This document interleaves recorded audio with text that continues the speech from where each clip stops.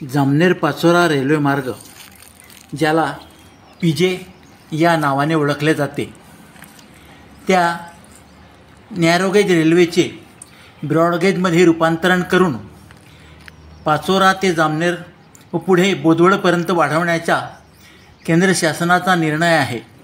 त्या दृष्टीने रेल्वे मंत्रालयाकडून कामाला सुरुवात झालेली आहे। जमीन भूसंपादनाची प्रक्रिया वेगात सुरू असून पाचोरा ते वरखेडीपर्यंतची जुने रूळसुद्धा काढून टाकण्यात आलेले आहे। कोरोना काळापासून ही पाचोरा जामनेर छोटी गाडी धावणे बंद झालेली आहे।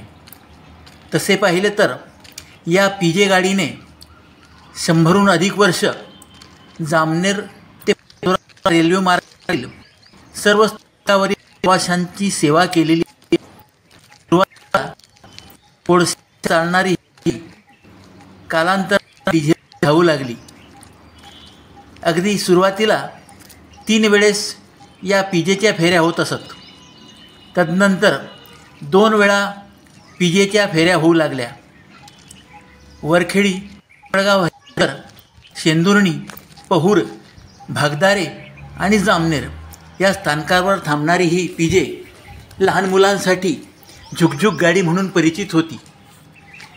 सुरुवातीला जामनेरहून आणि शेंदुर्णीहून कापूस व केळीच्या विड्याच्या पानांची मालवाहतूक या ठिकाणून होत होती असे सांगितले जाते।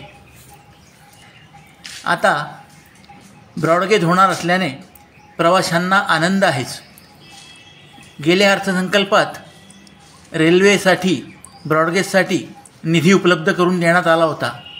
यंदाच्या अर्थसंकल्पात जामनेर पाचोरा पुढे बोदवडपर्यंत जाणाऱ्या रेल्वेसाठी केंद्र शासनाने किती निधी दिला याबद्दलची अधिकृत माहिती अद्याप उपलब्ध झालेली नाही। संबंधित लोकप्रतिनिधींनी ही दिल्यास त्याचा मोठा फायदा लोकांना होईल।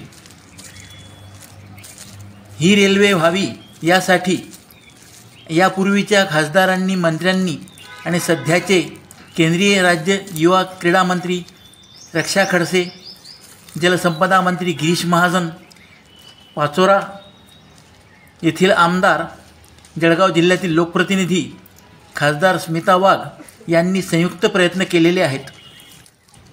शासनाला मोठा वाटा। जामनेरच्या जुन्या रेल्वे स्थानकाची जागा मोठी आहे।